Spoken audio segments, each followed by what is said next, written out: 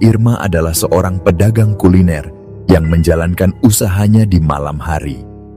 Setiap hari, sejak pukul 5 sore hingga menjelang tengah malam, ia dengan tekun melayani pelanggan yang datang silih berganti.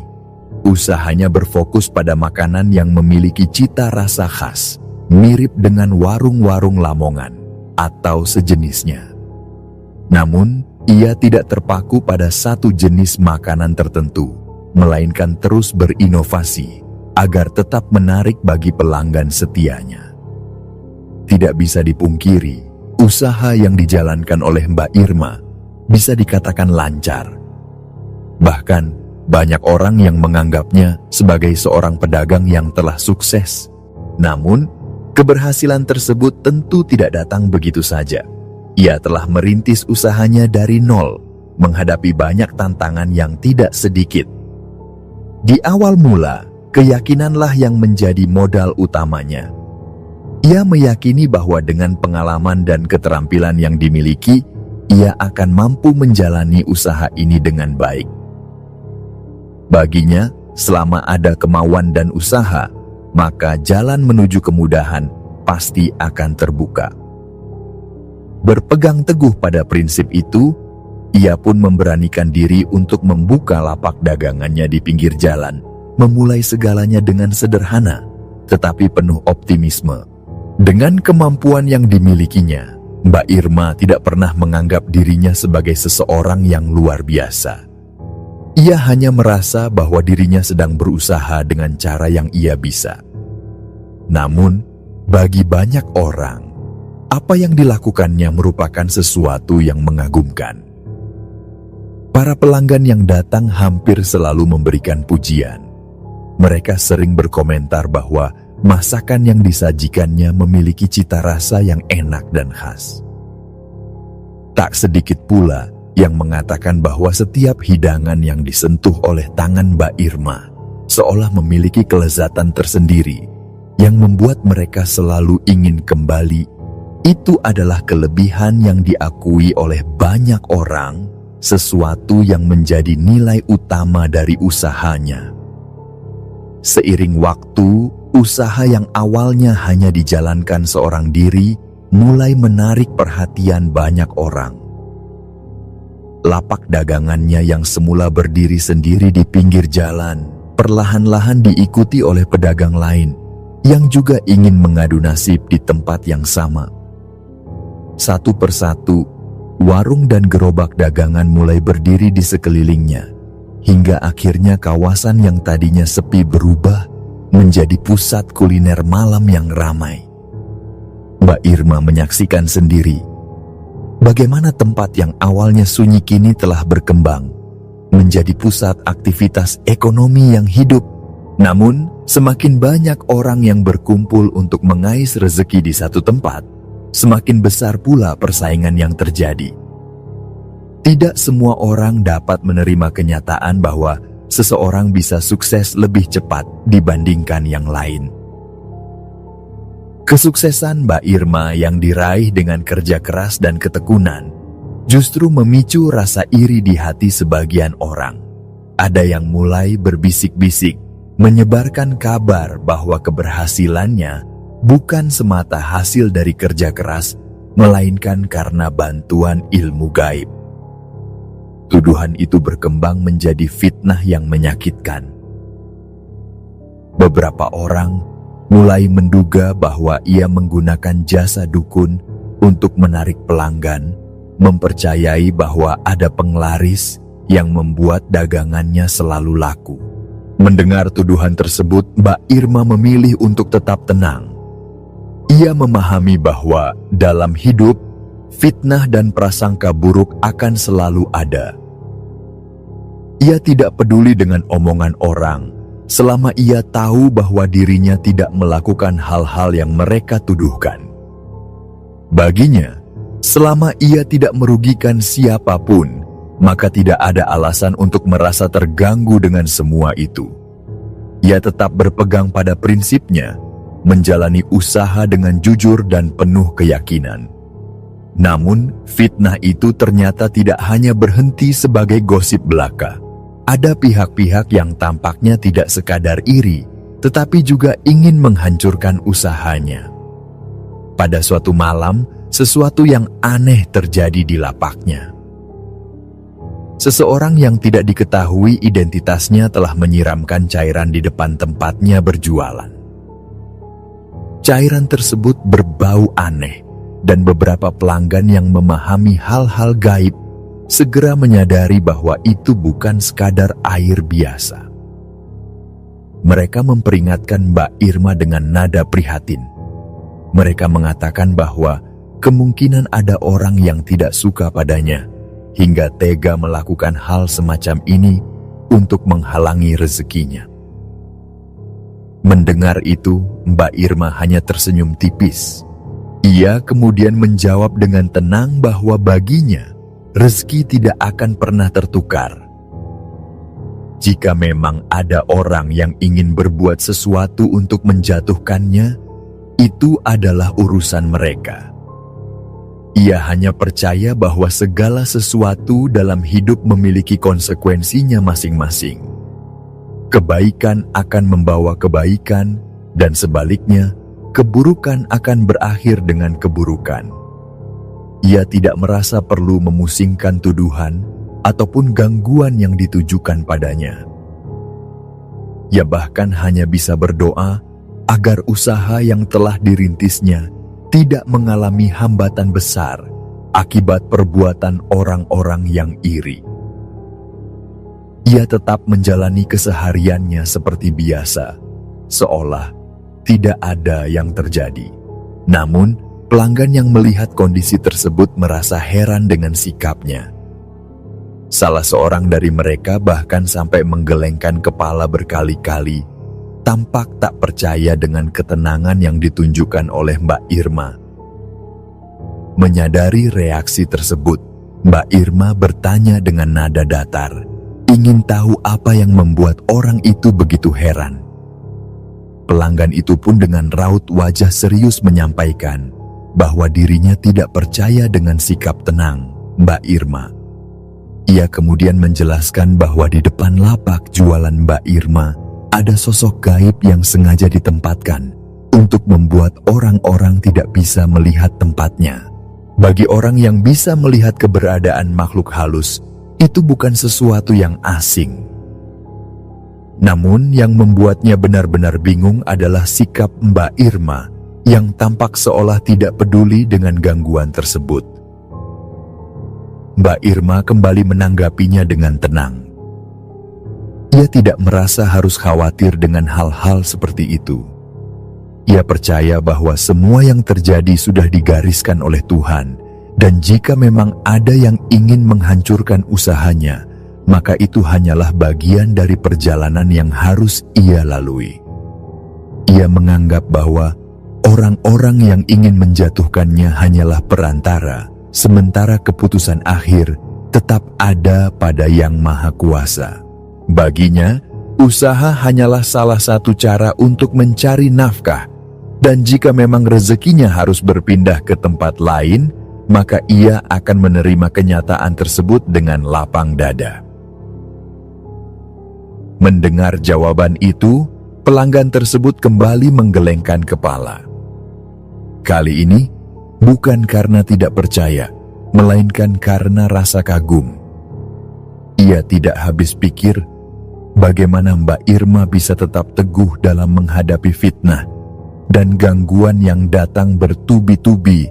Namun, Mbak Irma hanya tersenyum kecil, merasa bahwa dirinya hanyalah manusia biasa yang menjalani hidup dengan cara yang ia yakini benar. Ia tidak memiliki kemampuan khusus, tidak memiliki keahlian dalam melihat hal-hal gaib, dan tidak pula tertarik untuk mencari tahu lebih dalam mengenai itu. Baginya, yang penting adalah tetap menjalani hidup dengan cara yang jujur dan tidak merugikan orang lain. Seiring waktu, dampak dari gangguan yang disebutkan pelanggan itu mulai terasa. Usahanya yang sebelumnya ramai mulai mengalami penurunan. Jika sebelumnya, setiap malam ia bisa melayani 10 pelanggan dalam satu waktu, kini jumlahnya berkurang, setengahnya. Namun hal itu sama sekali tidak membuatnya berkecil hati. Ia tetap mensyukuri rezeki yang masih bisa ia dapatkan, sekecil apapun itu. Baginya, selama masih ada pelanggan yang datang, maka itu sudah lebih dari cukup. Ia tidak pernah mengeluh, tidak pernah menyalahkan keadaan, dan tidak pernah merasa bahwa dirinya harus menyerah. Ketekunan dan ketabahannya ternyata membuat orang-orang yang ingin menjatuhkannya merasa frustasi. Upaya mereka untuk menghancurkan usahanya tidak sepenuhnya berhasil. Meskipun sempat mengalami penurunan, usaha Mbak Irma tetap berjalan. Dalam waktu seminggu hingga setengah bulan, pelanggannya tetap datang, meskipun jumlahnya tidak sebanyak dulu. Ia masih bisa berdagang, masih bisa melayani orang-orang yang setia menikmati masakannya. Bahkan, ada di antara mereka yang sengaja datang hanya untuk memastikan bahwa Mbak Irma masih bertahan. Namun, fitnah terhadap dirinya belum juga berhenti. Suatu malam, seseorang datang dengan wajah yang dipenuhi kemarahan. Orang itu menatapnya dengan sorot mata tajam. Dengan suara yang penuh tuduhan, ia mengungkapkan bahwa dirinya tidak percaya dengan keberhasilan Mbak Irma. Baginya, satu-satunya alasan mengapa Mbak Irma tetap bisa bertahan, meskipun telah dijatuhkan berkali-kali adalah karena ia menggunakan dukun sakti. Mbak Irma hanya diam sejenak, membiarkan kata-kata itu menggantung di udara, sebelum akhirnya ia menanggapinya dengan suara yang tenang. Ia merasa tuduhan itu adalah sesuatu yang sudah terlalu sering ia dengar, tetapi tetap saja tidak bisa diterima. Ia menolak tuduhan tersebut dengan tegas, menyatakan bahwa dirinya tidak pernah menggunakan cara-cara seperti itu.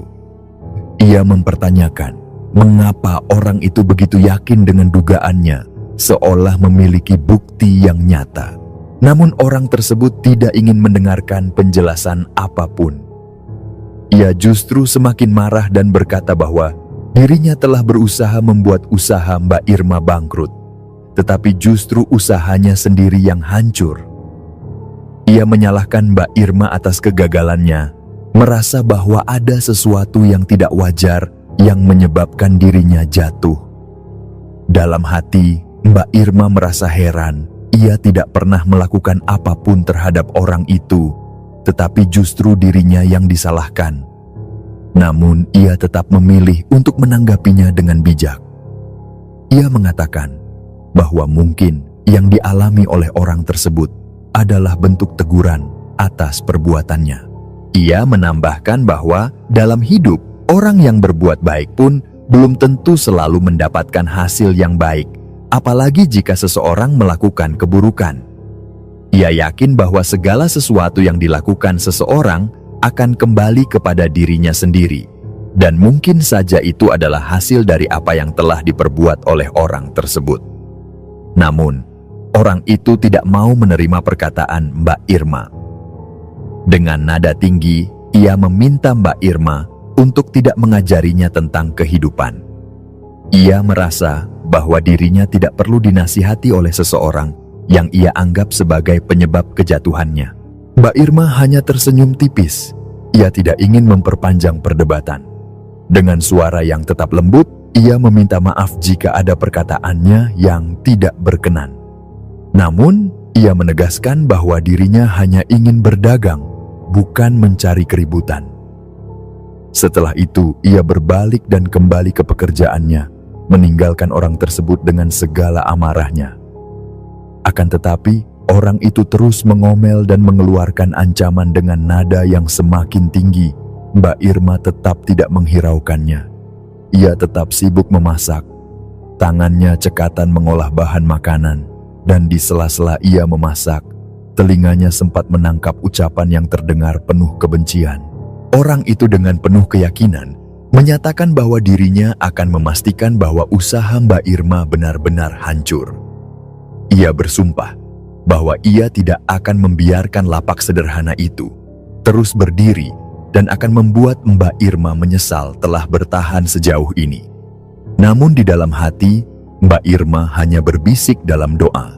Ia tidak membalas ancaman itu dengan amarah atau kebencian. Ia hanya memohon perlindungan kepada Sang Pencipta, berharap agar usaha yang ia jalani tetap dalam lindungannya. Jika memang rezekinya masih ada di tempat itu, maka ia percaya bahwa segala niat buruk orang lain tidak akan mampu menjatuhkannya. Tetapi, jika takdir memang berkata lain, jika usahanya harus hancur karena ulah manusia yang dipenuhi iri hati, maka ia pun siap menerima dengan lapang dada, karena ia yakin bahwa segalanya terjadi atas kehendaknya. Setiap kali mendengar ancaman, tuduhan, dan fitnah yang terus berulang, Mbak Irma tidak pernah sekalipun menyimpan dendam. Ia tidak pernah membalas kebencian dengan kebencian.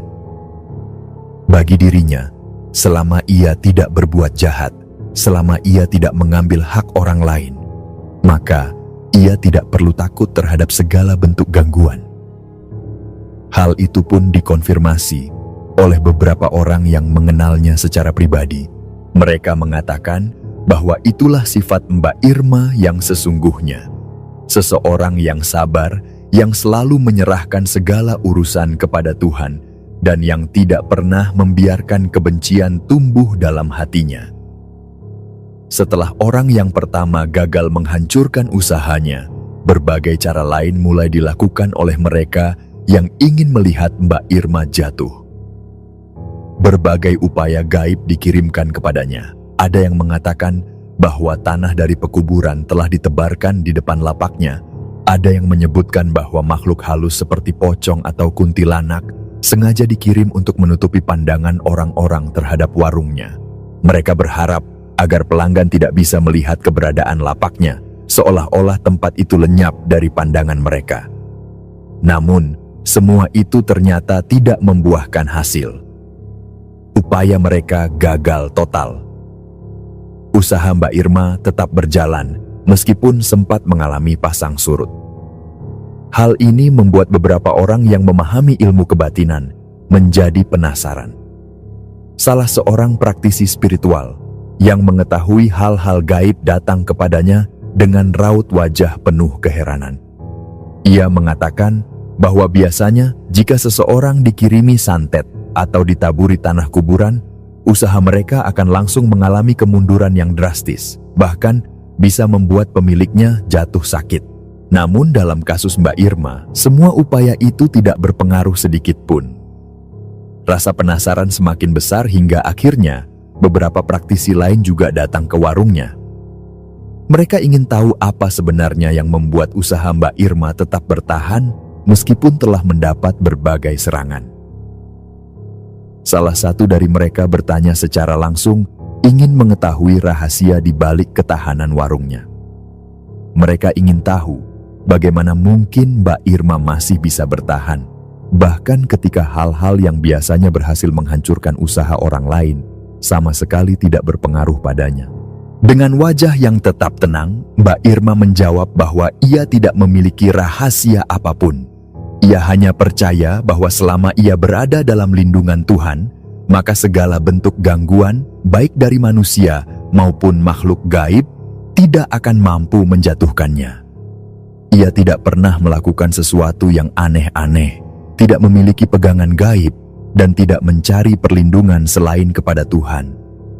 Namun, salah satu praktisi tersebut tidak puas dengan jawaban itu. Ia menyatakan bahwa bukan hanya soal keimanan dan keyakinan semata, tetapi pasti ada sesuatu yang telah dilakukan oleh Mbak Irma yang membuatnya tetap terlindungi. Ia bertanya, apakah Mbak Irma melakukan tirakat atau laku spiritual tertentu? Mendengar pertanyaan itu, sejenak Mbak Irma terdiam. Ia mencoba mengingat apakah selama ini ia melakukan sesuatu yang mungkin dianggap sebagai bentuk tirakat. Setelah beberapa saat, ia baru menyadari bahwa mungkin ada satu kebiasaan yang selama ini ia jalani tanpa pernah ia sadari sebagai sesuatu yang istimewa. Ia pun menjelaskan dengan nada yang tetap sederhana bahwa setiap malam setelah ia menutup usahanya, ia selalu menyempatkan diri untuk menunaikan salat tahajud. Ia menjelaskan bahwa meskipun lelah setelah seharian berdagang, ia selalu mencoba untuk meluangkan waktu sejenak untuk bersujud. Kadang hanya 2 rakaat, tetapi ia selalu melakukannya dengan sepenuh hati. Ia percaya bahwa di antara waktu-waktu sepertiga malam itu, doa-doa yang dipanjatkan akan lebih mudah diijabah. Ia sering mendengar bahwa pada saat itu, Tuhan memerintahkan malaikatnya untuk turun mencari hamba-hamba yang beribadah dengan tulus. Ia tidak pernah meminta rezeki yang berlimpah atau keuntungan yang besar. Ia hanya memohon agar usahanya tetap diridhoi, agar segala yang ia lakukan selalu berada dalam keberkahan. Salah satu dari para praktisi itu mengangguk-angguk, tampak memahami sesuatu yang sebelumnya tidak terpikirkan olehnya. Mereka mengatakan bahwa apa yang dilakukan oleh Mbak Irma mungkin adalah sebab utama mengapa segala bentuk guna-guna dan niat jahat tidak pernah berhasil menyentuhnya. Mereka menjelaskan bahwa doa yang tulus, yang dilakukan dengan penuh keyakinan di waktu-waktu yang mustajab, memiliki kekuatan yang jauh lebih besar daripada segala bentuk gangguan yang dikirimkan oleh manusia. Namun rasa penasaran Mbak Irma masih belum terjawab sepenuhnya. Ia pun balik bertanya kepada para praktisi tersebut. Ia ingin tahu apa sebenarnya yang membuat tempat usahanya sering menjadi target gangguan. Ia ingin tahu sosok seperti apa yang dikirim untuk menutupi warungnya dan apa tujuan sebenarnya dari mereka yang berusaha menjatuhkannya. Kemudian, sang praktisi pun menjelaskan bahwa tanah kuburan yang ditebarkan di depan lapaknya seharusnya berfungsi untuk menarik energi negatif, menciptakan penghalang yang akan membuat orang-orang yang melewati tempat itu tidak menyadari keberadaan warungnya. Namun, yang terjadi justru sebaliknya. Sosok-sosok gaib yang dikirim untuk mengganggu lapaknya memang ada di sana, tetapi mereka tidak menjalankan tugasnya seperti yang diperintahkan. Mereka tidak menciptakan penghalang atau menutupi warung itu dari pandangan orang-orang. Yang lebih aneh lagi, lanjut sang praktisi, makhluk-makhluk tersebut justru tampak seperti ingin mendekati warung Mbak Irma, bukannya menutupnya. Mereka hanya diam di depan warung seakan sedang menunggu sesuatu. Seharusnya mereka bekerja sesuai dengan perintah dukun yang mengirim mereka. Tetapi justru yang terjadi adalah mereka seperti tertarik untuk mendekat, bukan untuk menutupi atau menghalangi rezeki Mbak Irma. Bahkan, mereka yang seharusnya menutup warung itu malah mengajak orang-orang datang ke tempat tersebut. Sang praktisi menggelengkan kepala dengan ekspresi penuh keheranan. Ia mengatakan bahwa ini adalah sesuatu yang sangat berbalik dari kebiasaan. Biasanya makhluk-makhluk gaib semacam itu akan bekerja sesuai dengan tugas yang diberikan oleh sang pengirimnya. Namun dalam kasus Mbak Irma, mereka justru menjadi tidak berfungsi dan tampak bingung. Yang lebih mengejutkan lagi, orang yang menyuruhnya, orang yang menginginkan usaha Mbak Irma hancur, justru menjadi pihak yang terkena dampaknya. Rezeki mereka yang tertutup, usaha mereka yang berantakan, sementara Mbak Irma tetap bertahan. Mendengar hal itu, Mbak Irma merasakan hawa dingin menjalari tubuhnya. Bulu kuduknya meremang, bukan karena ketakutan, tetapi karena ketidaktahuan. Ia tidak pernah menyangka bahwa ada hal-hal semacam ini terjadi di sekitar usahanya. Ia bertanya dengan suara lirih, memastikan kembali apa yang dikatakan sang praktisi. Jadi benar, Pak, di depan lapak saya ini ada makhluk-makhluk seperti itu? Sang praktisi mengangguk, lalu menatap Mbak Irma dengan serius.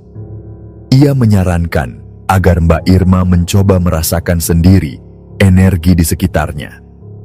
Ia tidak perlu melihat makhluk-makhluk itu secara langsung, tetapi cukup merasakan hawa yang ada di sekelilingnya. Apakah terasa panas? Apakah terasa dingin? Atau apakah ada perasaan merinding yang menyelinap ke dalam tubuhnya? Mbak Irma merasa penasaran. Selama ini, ia tidak pernah benar-benar memperhatikan energi di sekelilingnya. Baginya, usaha hanyalah usaha. Ia hanya berdagang, mencari rezeki yang halal, tanpa memikirkan hal-hal gaib yang mungkin ada di sekitarnya. Namun, karena rasa ingin tahunya semakin besar, ia akhirnya memutuskan untuk mencoba. Dengan penuh keyakinan, ia keluar dari warungnya. Di dalam hatinya, ia membaca doa perlindungan. Ia memulai dengan ta'awudz, bismillah, lalu melanjutkan dengan syahadat dan solawat. Ia berdiri di depan lapaknya, mengamati suasana sekitar, mencoba merasakan energi yang ada di sekelilingnya. Namun yang ia rasakan hanyalah sesuatu yang biasa. Tidak ada hawa panas, tidak ada hawa dingin yang menusuk, tidak ada perasaan aneh yang merayapi tubuhnya. Semuanya terasa sama seperti malam-malam sebelumnya. Ia berbalik ke arah sang praktisi dengan ekspresi kebingungan. "Pak, kenapa saya tidak merasakan apa-apa? Ini rasanya biasa saja," ujarnya. Sang praktisi mengerutkan kening, lalu dengan langkah cepat, ia keluar dari warung, berdiri di samping Mbak Irma, untuk memastikan apa yang sebenarnya terjadi. Namun begitu ia keluar, ia langsung menyadari sesuatu yang tidak biasa. Sosok-sosok gaib yang sebelumnya ia lihat di depan warung itu telah menghilang. Tidak ada lagi pocong, tidak ada lagi kuntilanak, tidak ada sosok menyeramkan yang sebelumnya diam menunggu di depan warung Mbak Irma. Ia merasa semakin bingung. Ini aneh sekali, Mbak. Sosok tadi itu hilang. Tadi jelas-jelas mereka ada di sini. Tapi sekarang, setelah kamu keluar, mereka menghilang begitu saja. Mbak Irma semakin tidak mengerti. Ia mengulang kembali doa-doa yang tadi ia baca, memastikan bahwa tidak ada sesuatu yang istimewa yang ia lakukan.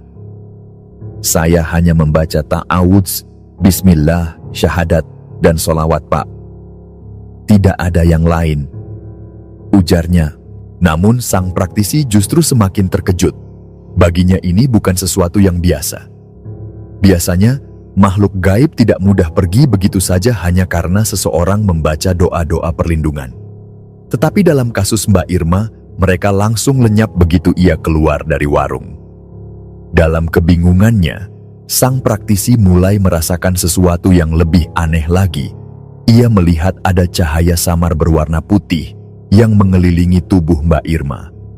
Cahaya itu bukan berasal dari lampu atau pantulan cahaya lainnya. Itu adalah sesuatu yang berbeda, sesuatu yang membuat sang praktisi yakin bahwa Mbak Irma tidaklah seperti orang biasa pada umumnya. Dengan nada hati-hati ia pun bertanya kepada Mbak Irma, "Boleh saya tahu, Mbak, kamu ini keturunan dari siapa? Apakah ayah kamu seorang praktisi ilmu kebatinan? Ataukah kakek atau leluhur kamu seorang ulama atau seseorang yang memiliki kedekatan dengan dunia spiritual?" Dengan suara tenang, Mbak Irma berkata kepada sang praktisi, "Jika Bapak ingin tahu lebih jauh tentang siapa saya, sebaiknya bukan di tempat ini.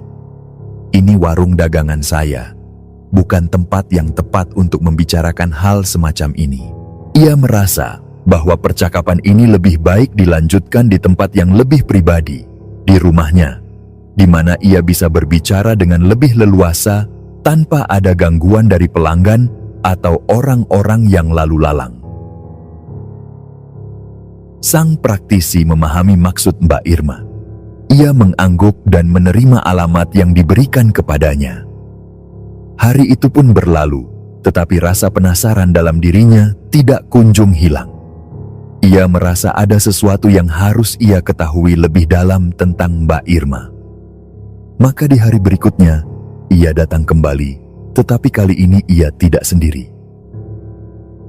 Bersama dirinya, ada beberapa orang lainnya, termasuk santri-santrinya, dan seorang kiai yang juga dikenal sebagai seorang ahli kebatinan. Ketika Mbak Irma melihat rombongan itu tiba di depan rumahnya, ia sempat terkejut. Ia tidak menyangka bahwa kedatangan sang praktisi akan membawa serta orang-orang lain. "Mereka siapa, Pak?" tanyanya dengan nada heran. Sang praktisi tersenyum dan menjawab dengan tenang, "Ini santri-santri saya, Mbak. Dan ini kiai kami." Mbak Irma tetap menyambut mereka dengan sopan dan mempersilakan mereka masuk.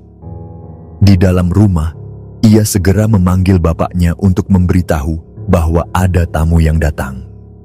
Ketika bapaknya keluar, sesuatu yang tidak terduga terjadi. Wajahnya langsung berubah kaget. Begitu melihat sosok yang berdiri di hadapannya, "Subhanallah," gumam Bapak Mbak Irma.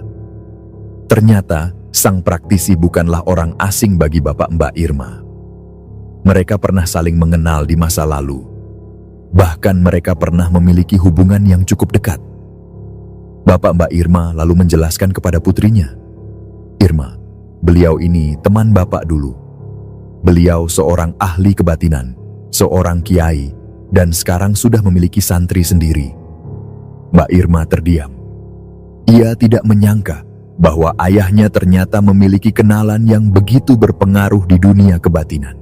Sementara itu, sang praktisi pun tertawa kecil. Ia tidak menyangka bahwa Mbak Irma adalah anak dari temannya sendiri.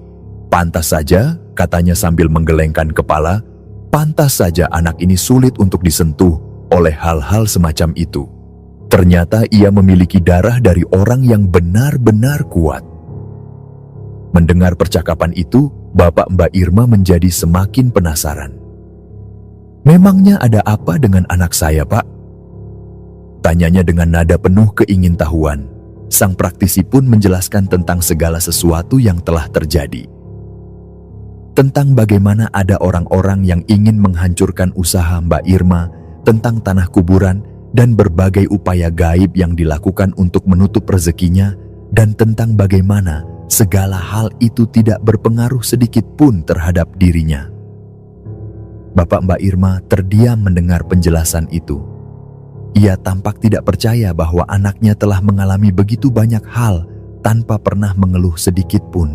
Namun, Mbak Irma sendiri tetap menunjukkan ketenangannya. Ia hanya berkata dengan lembut, "Gak apa-apa, Pak. Yang penting, saya masih sehat walafiat." Sang praktisi menatapnya dengan kagum. Ia lalu berkata kepada Bapak Mbak Irma, "Pak, anakmu ini luar biasa. Ia tidak hanya memiliki ketahanan yang kuat, tetapi juga memiliki hati yang penuh kesabaran dan keikhlasan. Itu yang membuatnya sulit disentuh oleh energi-energi negatif." Mbak Irma hanya tersenyum kecil, tetapi di dalam hatinya ia merasa sedikit risih. Ia tidak suka terlalu dipuji atau dianggap istimewa.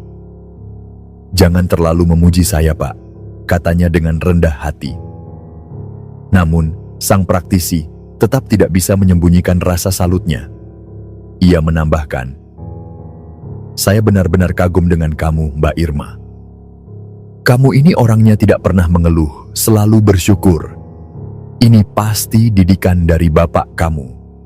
Bapak Mbak Irma tersenyum mendengar itu.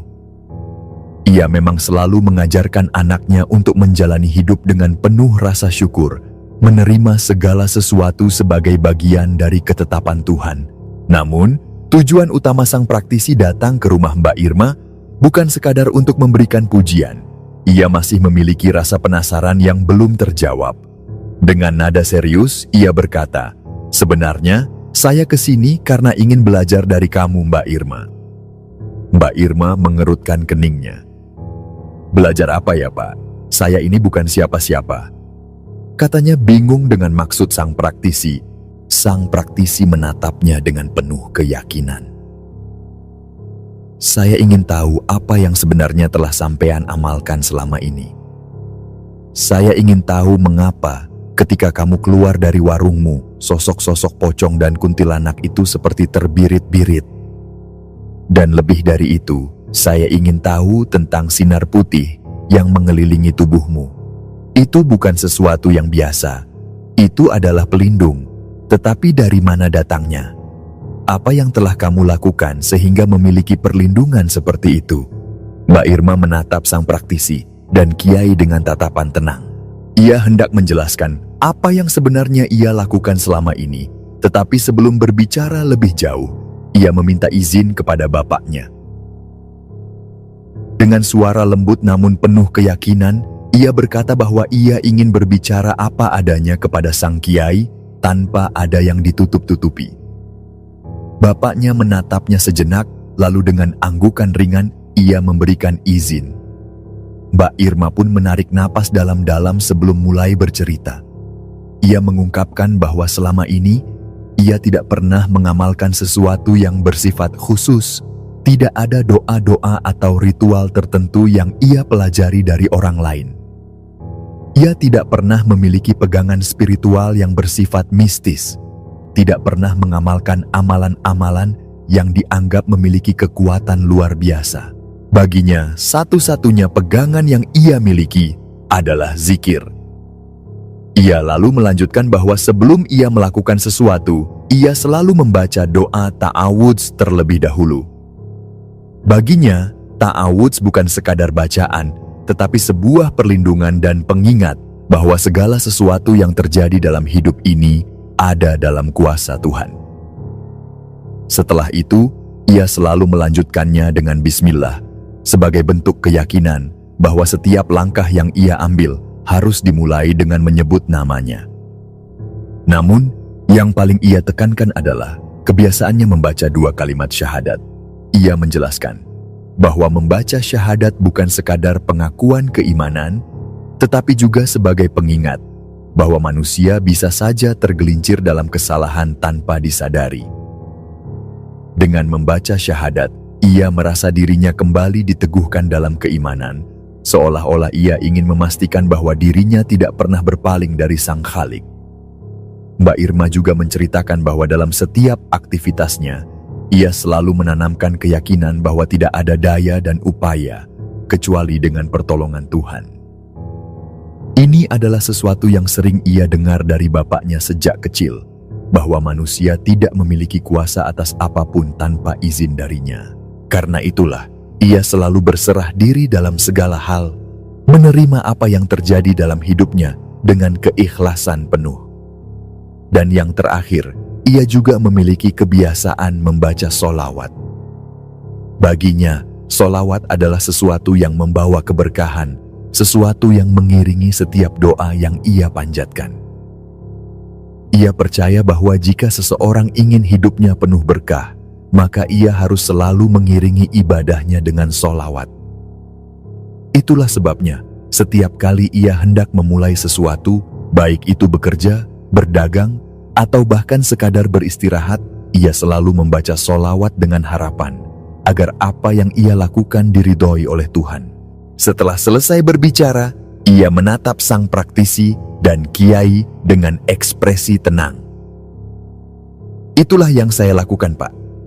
Tidak ada amalan khusus, tidak ada sesuatu yang istimewa. Saya hanya menjalankan hidup sesuai dengan keyakinan saya, dan alhamdulillah, saya merasa cukup dengan itu.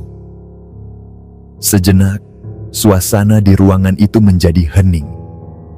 Sang kiai tampak terdiam, sementara para santri yang ikut hadir mendengarkan dengan penuh perhatian. Kemudian, setelah beberapa saat, kiai itu menarik napas dalam-dalam dan berkata dengan nada penuh kekaguman.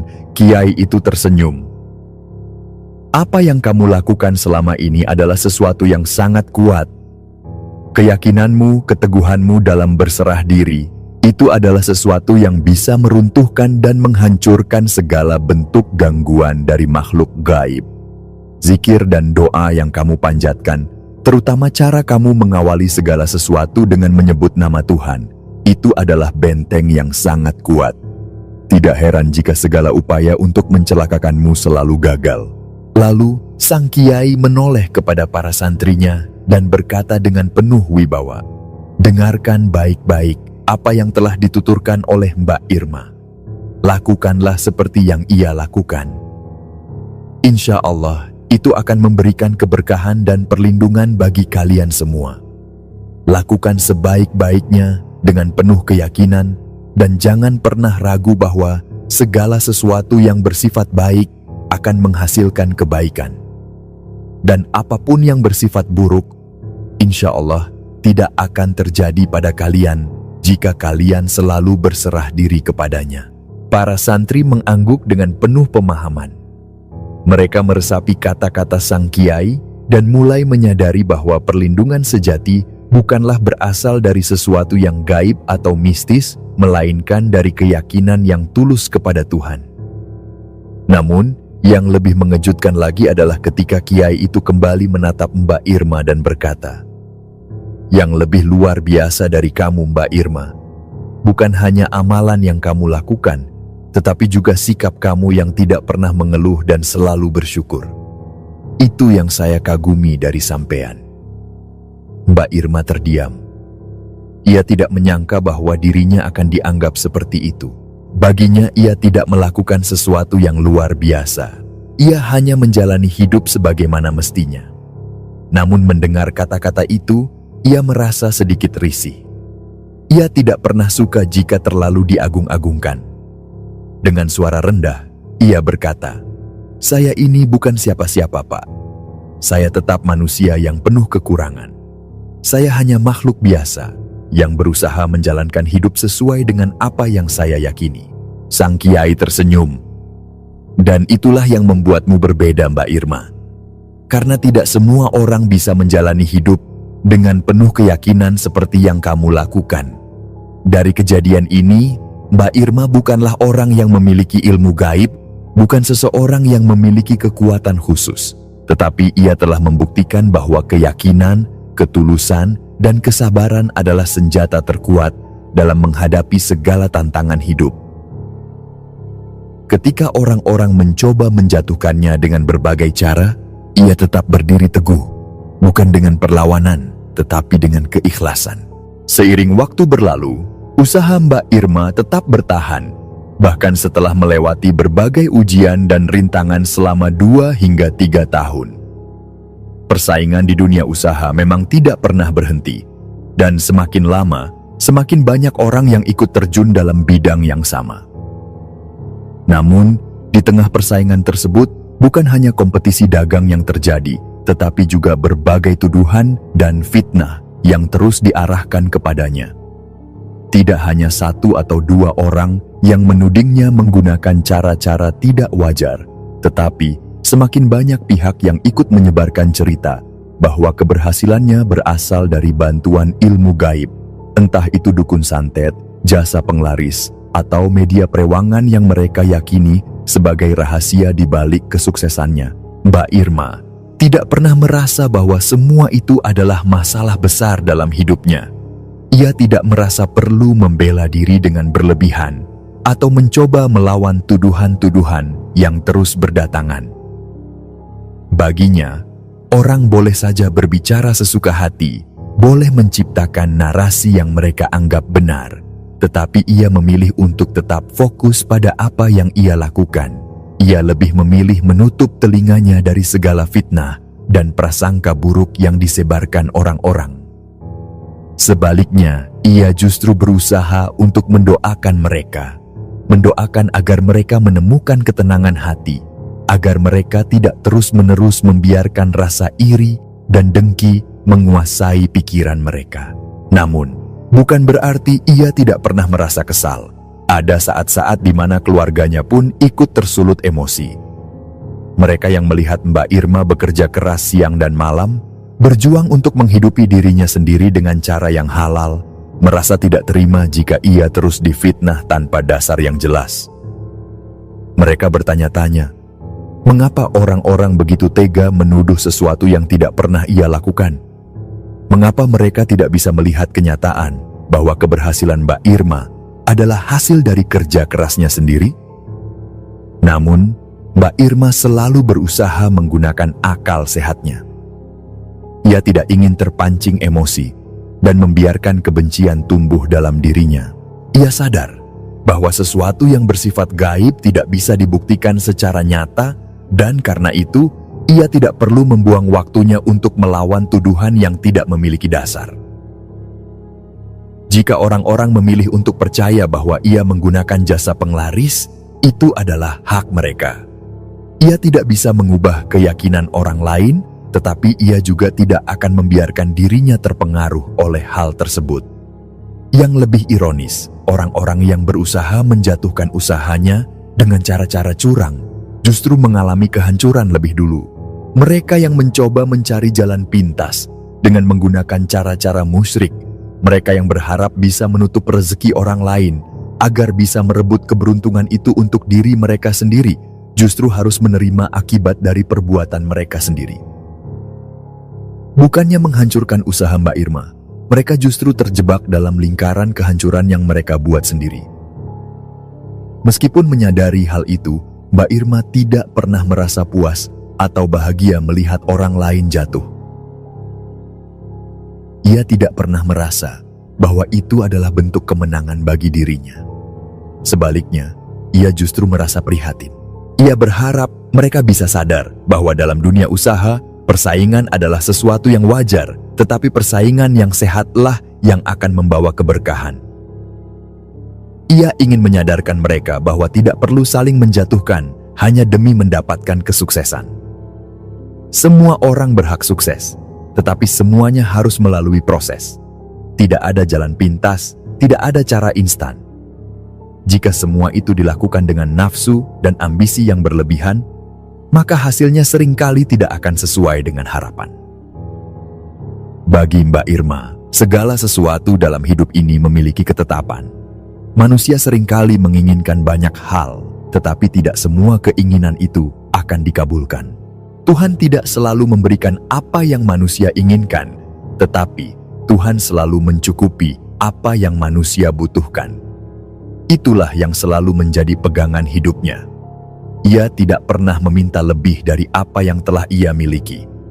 Ia tidak pernah memohon agar diberikan rezeki yang melimpah, tetapi ia selalu bersyukur atas apa yang telah diberikan kepadanya, sekecil apapun itu. Kisah hidup Mbak Irma bukanlah sekadar cerita tentang seorang pedagang yang berhasil bertahan dari fitnah dan gangguan gaib. Ini adalah kisah tentang bagaimana menjalani hidup dengan kesabaran dan keikhlasan. Ini adalah pelajaran bahwa tidak ada yang lebih kuat daripada keteguhan hati seseorang yang selalu berserah diri kepada Tuhan. Dan bagi siapapun yang tengah berjuang di dunia usaha, kisah ini bisa menjadi inspirasi. Jika ingin mendapatkan perlindungan dalam usaha, jika ingin tetap bertahan di tengah persaingan yang keras, maka lakukanlah seperti yang dilakukan oleh Mbak Irma. Jalani usaha dengan penuh keikhlasan, bersyukur atas setiap rezeki yang diterima, dan jangan biarkan rasa iri atau dengki menguasai hati. Karena pada akhirnya, keselamatan dan perlindungan sejati hanya datang dari Tuhan. Dan bagi mereka yang selalu bersandar